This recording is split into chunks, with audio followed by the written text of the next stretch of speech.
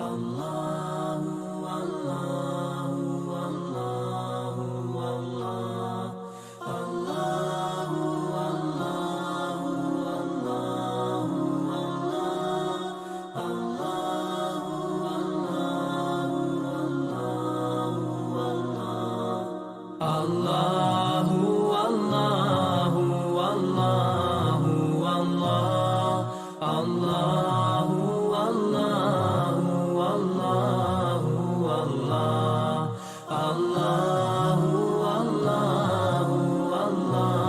Allah Allahu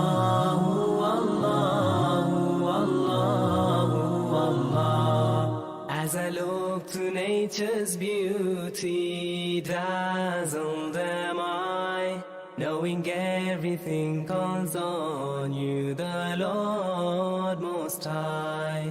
الله الذي يهدينا جميعا الله الذي نعتقد. السلام عليكم ورحمة الله وبركاته. بسم الله والصلاة والسلام على رسول الله وعلى آله وصحبه ومن والاه.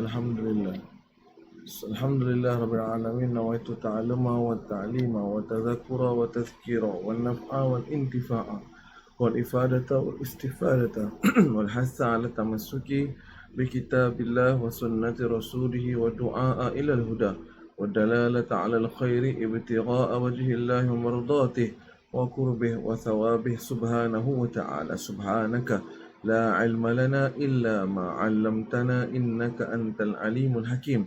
رب اشرح لي صدري ويسر لي أمري واحلل عقدة من لساني يفقهوا قولي. أما بعد. Alhamdulillah, puji syukur kita kehadrat Allah di atas segala limpah kurnia beserta izin dan rahmat daripadanya dapat bersekian kalinya kita bersiaran bertemu pada kuliah online kali ini atau atas talian, dan semoga diberkati rahmati pertemuan kita insya-Allah dan membawa manfaat. Amin ya rabbal alamin. Para penonton, pendengar dan juga para hadirin rahimakumullah sekalian, bercakap mengenai tentang ketakwaan pada Allah Subhanahu Wa Taala, mewujudkan sifat rasa takut pada Allah Subhanahu Wa Taala yang dinukil ambil daripada kitab Mukashifatul Qulub tentang penawar bagi jiwa, pengobatan dan perubatan dari Imam Al-Ghazali rahimahullah ta'ala, wa nafa'ana Allahu bi ulumihi wa asrarihi fi daraini amin insyaallah. Apakah itu takut pada Allah Subhanahu Wa Taala, yang biasanya sinonimnya dikaitkan dengan ketakwaan pada Allah Subhanahu Wa Taala, dan apa yang perlu ditakuti kita itu kepada Allah Subhanahu Wa Taala. Hadirin kasih Allah Subhanahu Wa Taala, akan maksud dan juga perkataan takwa itu ada berbagai macam maksud dan makna yang dihuraikan oleh para alim ulama. Di antaranya dapat kita nukil pada kali ini ialah sifat takwa itu adalah sifat orang yang sentiasa ataupun selalu berjaga-jaga. Ibaratkan seperti kita ini yang berada di sebuah bilik, di dalam sebuah bilik yang mana bilik itu dipenuhi dengan duri-duri di atas rantainya, dan andainya demikian rupalah kiranya keadaan situasinya, bagaimana keadaan kita dalam mengatur langkah kita, dan sudah pastilah kita akan berjaga-jaga dan berhati-hati dalam mengatur langkah kita untuk menuju ke pintu bilik itu, untuk keluar pada bilik tersebut. Maka begitulah kira ketakwaan pada Allah Ta'ala, yakni seseorang mukmin itu atas dasar kerana ketakwaannya kepada Allah Ta'ala berjaga-jaga atas apa yang hendak dilakukannya, berjaga-jaga di atas apa yang ingin diucapkan dan dicakapkan dan dilafazkannya. Difikirkan terlebih dahulunya sebelum melakukan satu perkara ataupun mengucapkan satu lafaz kata. Maka itulah dia di antara yang ada banyak sifat ataupun maksud sifat bertakwa tersebut. Dan secara umum juga takwa ini dapat kita rumuskan dan kita pecahkan ianya mengikut kepada ejaan itu sendiri. Pertama sekali, huruf ta ataupun huruf ti. yang bermaksud ataupun yang dimasukkan dengan ta itu ataupun ti itu ialah tawakal. Orang bertawakal penuh pada Allah Subhanahu wa taala, 100% menyerahkan dirinya pada Allah Subhanahu wa taala. Dan dalam firman Allah Ta'ala berbunyi, a'udzubillahi minasyaitonir rajim, falyatawakkalul mu'minun. Maka kepada Allah jugalah yang sebaiknya untuk ditawakalkan oleh seorang beriman itu, ataupun diserahkan dirinya akan orang beriman itu pada Allah Subhanahu wa taala. Wa 'alallahi falyatawakkalul mu'minun. Dan kepada Allah jugalah manusia itu, orang beriman itu bertawakal pada Allah Subhanahu wa taala. Tetapi tawakal itu sendiri juga mempunyai dua cabangnya. Yang pertama, kalau dalam bahasa Arab panggil tawakkul ataupun tawakal, yakni berserah diri yang benar pada Allah Ta'ala, yakni setelah kita usaha dengan sehabis usahanya dan natijahnya ataupun keputusannya kita serahkan pada Allah Subhanahu Wa Ta'ala yang lagi maha mengetahui apa yang terbaik untuk kita. Sebagai contoh, seorang pelajar yang dah sehabis hempas pulas dalam berusaha untuk belajar, dah mengkaji pelajaran, menghadiri kelas-kelas tambahan, dan kemudian menghafal apa yang perlu dihafal dan sebagainya, dan menduduki ujian dan peperiksaan. Dan selepas itu diserahkanlah keputusannya pada Allah Subhanahu Wa Taala. Inilah dia maksud sifat tawakul ataupun tawakal yang sebenarnya. Dan yang kedua, ada sifat yang dipanggil juga tawakul ataupun tawakal, iaitulah dia sifat yang tidak tepat bagi sifat tawakal tersebut. Apa dia? Yakni tanpa usaha terlebih dahulu, tanpa bekerja keras terlebih dahulu, hanya langsung bertawakal pada Allah semata-mata. Umpama ibarat seorang suami yang ditanya oleh seorang isterinya, "Bang, tak keluar bekerja ke?" Katanya, "Apa nak kerja? Nanti rezeki datang di hadapan pintu kita." Allahu Akbar, tabarakallah, masya-Allah. Ya, hadirin rahmatullah sekalian, inilah sifat tawakul ataupun tawakal yang tidak tepat. Yakni tidak ada usaha, tidak ada kita katakan kerja keras yang didahuluinya, hanya sekadar mengharapkan saja. Hingga kan hadirin Allah SWT berdoa itu, solat duha itu, kalau kita minta rezeki pada Allah Ta'ala, solat duha itu, berdoa itu, berzikir minta pada Allah Ta'ala seperti Ya Razzaq, Ya Razzaq, itu pun dari kita juga sebagai usaha kita dalam mengharap pada Allah SWT. Lantas nanti barulah Allah Ta'ala membalas ianya dengan balasan rezeki dari Allah Ta'ala.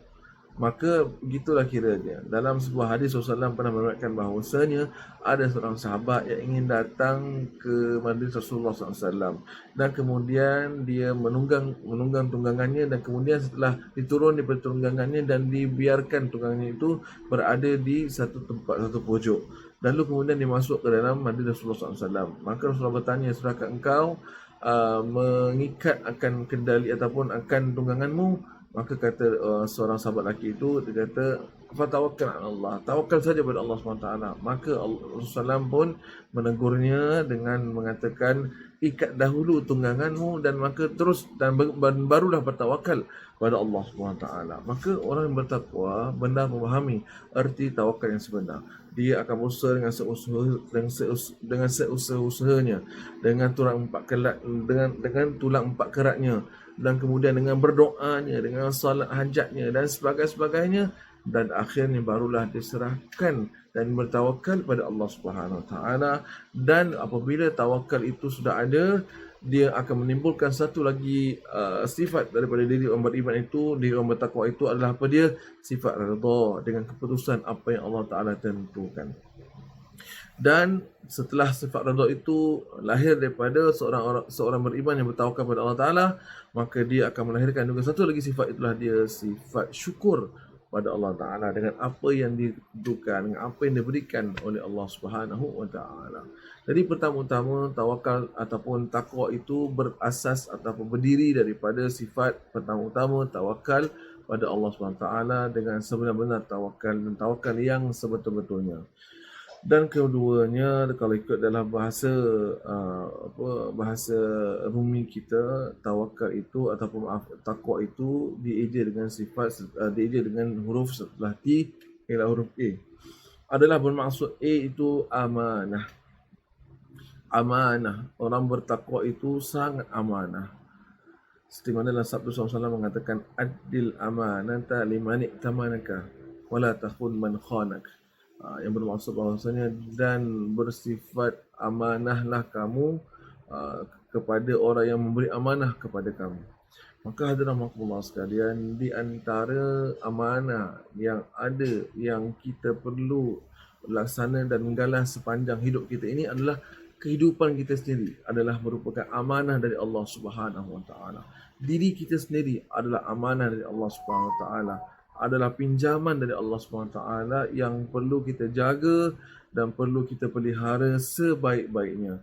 Maka sebab itu dalam hadis Rasulullah pernah mengatakan la darar wa la dirar, tidak boleh mencederakan atau dicederakan. Yakni tidak boleh kita mencederakan tubuh badan kita dengan sengaja maupun tidaknya, dengan kita tidak menjaga tubuh badan kita hinggakan dia boleh membuat kerosakan dan sebagainya. Makanya jadi menjadi sebagai amanah kita, kalau dapat kita pergi ataupun kita sentuh dalam sudut ini, itulah dia sudut kesihatan. Kesihatan juga merupakan sebagai amanah dari Allah SWT yang Allah titipkan kepada kita. Maka tanggungjawab kita sebagai orang beriman lagi bertakwa pada Allah Ta'ala, hendaklah menjaga amanah itu. Itulah dia amanah kesihatan. Ramai di antara kita yang mungkin bagi kita menjaga kesihatan itu bukan daripada Islam. Menjaga kesihatan itu satu perkara yang biasa. Menjaga kesihatan itu adalah hal dunia. Hadirin sekalian, mari kita perbetulkan sedikit persepsi kita, pandangan kita tentang hal ini. Kesihatan merupakan tanggungjawab kita dan amanah untuk kita jaga, dan amanah dari Allah Subhanahu Wa Taala yang perlu dipelihara. Maka ramai kadang kita lihat ya, seseorang yang kebanyakan dalam masyarakat kita terkena akan penyakit. Contoh seperti penyakit kencing manis. Dan apakah punca penyakit kencing manis itu? Yang biasa dan ramai dan umum dah telah mengetahui kerana pengambilan gula yang lebih ataupun berlebihan dalam pengambilan gula. Maka hadirin kasih Allah Subhanahu Wa Taala, perkara ini perlu dipandang dan diambil secara serius. Kalau andailah memang pengambilan gula yang lebih itu boleh membawa kepada kemudaratan, yakni penyakit kencing manis contoh sepertinya, maka wajiblah bagi orang beriman itu untuk menjaga dirinya supaya tidak terjebak atau terkena dengan penyakit dan wabak tersebut. Ini kadang-kadang minta maaf, mohon kemaafannya hadirin Allah sekalian, menjadi satu kebiasaan pula dan menjadi sebagai satu, kita katakan satu norma biasa pula, dengan mengatakan kebanyakan kita terdengar dan masyarakat kita akan bahawasanya biasalah ustaz, dah tua begini, kalau tak sakit kencing manisnya, sakit jantungnya, kalau tak sakit jantungnya, darah tingginya. Hadirin kasih Allah SWT, mari kita jadikan perkara itu suatu perkara benda yang tidak biasa, yang luar biasa dan bukan biasa-biasa. Ya,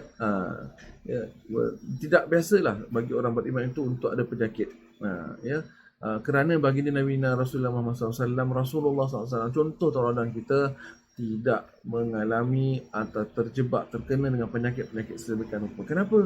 Kerana Rasulullah SAW menjaga kesihatannya. Dan ada kitab yang menulis sekarang mengenai tentang Tibbun Nabawi, tentang cara perubatan Nabi Muhammadin sallallahu alaihi wasallam. Maka ini saya jelaskan dan saya tegaskan di sini bahawa penting untuk kita menjaga kesihatan kita. Dan kalaulah andai wa'iyadzubillah sudah memang kita terkena akan penyakit kencing manis tersebut, maka sekali lagi sudah kita kata double up, sudah berganda tanggungjawab kita untuk menjaga akan kesihatan kita.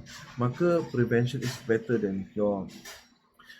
Pengelakkan itu adalah lebih baik daripada perubatan ataupun diobati.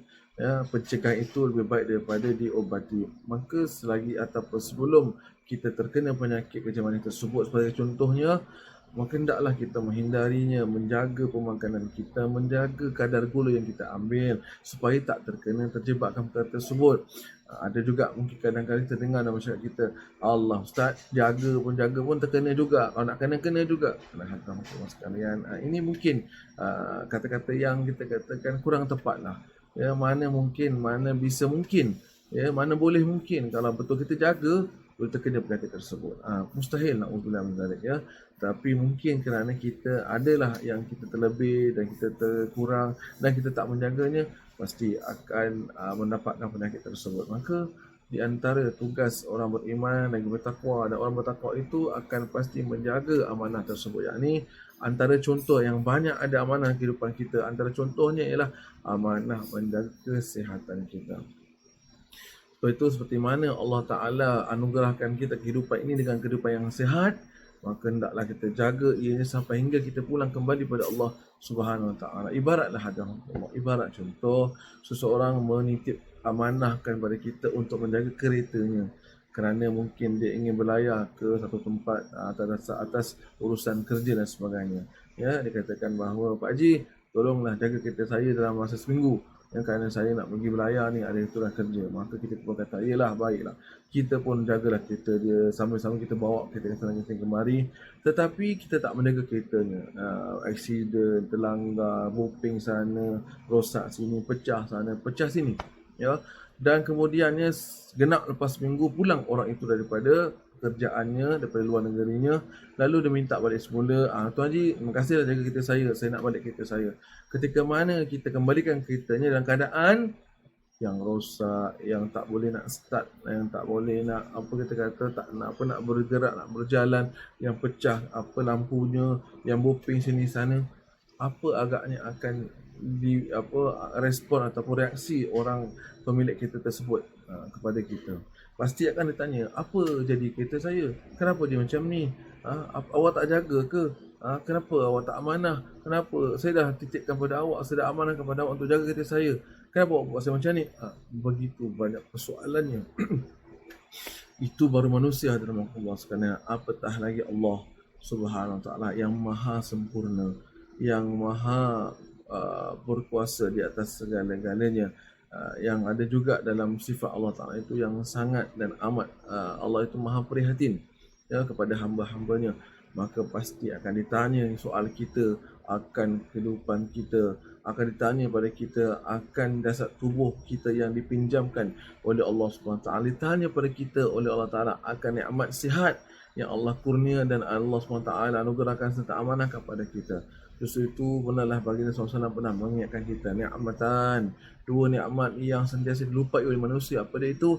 As-sihah wal faragh. Yang pertama sekali adalah kesihatan, dan kedua adalah masa lapang, yang kita kadang-kala kata bahasa Inggerisnya cuek ataupun cuai dalam untuk menjaganya dan memeliharanya. Maka hadirin rahimakumullah sekalian, orang beriman lagi bertakwa menjaga amanah tersebut. Itu baru satu dalam bab tentang kesihatan. Amanah yang kedua adalah tentang mengenai bab kita katakan itu tentang pemeliharaan diri sendiri. Yang kedua, amanah sebagai seorang ibu ayah, amanah sebagai seorang anak-anak, amanah sebagai seorang suami, amanah sebagai seorang isteri, amanah sebagai seorang pekerja, amanah sebagai seorang masyarakat rakyat, amanah sebagai seorang teman rakan tawulan, amanah sebagai seorang adik-beradik. Kita sebenarnya ini banyak terikat dengan amanah dan amanah yang perlu kita galas, yang perlu kita laksanakan dan kita jaga sepanjang hidup kita. Makanya orang bertakwa itu akan menjaga amanah yang dititipkan kepada dirinya oleh Allah Subhanahu Wa Taala. Jikalau beliau itu seorang ayah, maka dia akan jaga amanah itu sebaik-baiknya. Kalau dia itu seorang ibu, maka dia akan menjaga amanah itu sebaik-baiknya. Maka dan juga begitulah kiranya kalau dia seorang suami, isteri ataupun anak-anak, dia akan menjaga amanah tersebut dengan sebaik-baiknya. Kenapa? Sebab amanah ini nantinya akan dipersoalkan oleh Allah Subhanahu Taala kepada diri kita ataupun ke atas diri kita. Kepada diri kita, yakni dapatlah kita menjawab segala apa yang Allah Subhanahu Taala soal tanya di akhirat kelak sana. Tetapi yang ditanya di atas ke atas kita itu ada satu perkara yang kita katakan memakan diri kita sendiri, yang kita tak dapat menjawab soalan-soalan tersebut, dan hingga akhirnya terjebak kita ke kancah kehinaan wa'iyadzubillah min dzalik.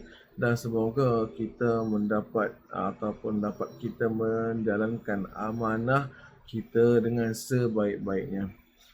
Hadirin kasih Allah Subhanahu Wa Taala sekalian, setakat ini saja dulu insya-Allah dalam pertemuan kongsi kita pada kali ini, dan insya-Allah kita akan sambung lagi dalam bab tentang takwa yang akan kita sentuh dalam bab tentang Qaf ataupun tentang Q. Apakah Q stand for ataupun Q itu adalah apakah maksud maknanya. Kita akan sambungan nanti kita akan kongsikan pada sesi akan datang lagi insya-Allah. Sekian aku qauli hadza wa astaghfirullahal azim li wa lakum. Wassalamualaikum warahmatullahi wabarakatuh.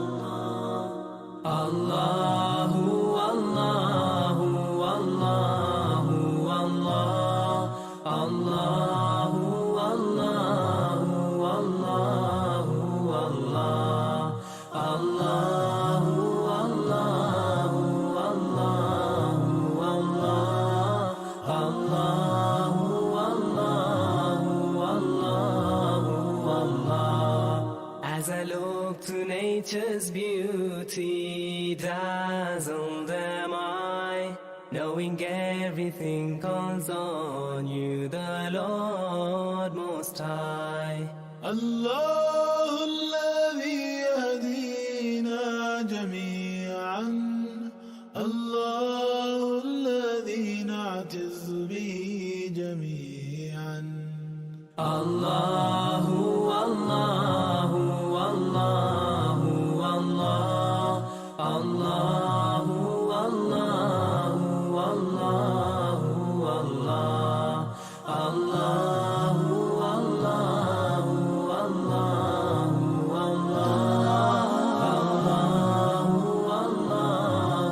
الله الله तेरी चावर करता है तू, बरकतों से दामन भरता है तू. Wer ist der Mächtigste und der Barmherzigste? Wer hört unsere Gebete und schickt uns die Hilfe? Allahu, Allahu, Allahu, Allah, Allahu, Allahu, Allahu, Allah, Allahu, Allahu, Allahu, Allah.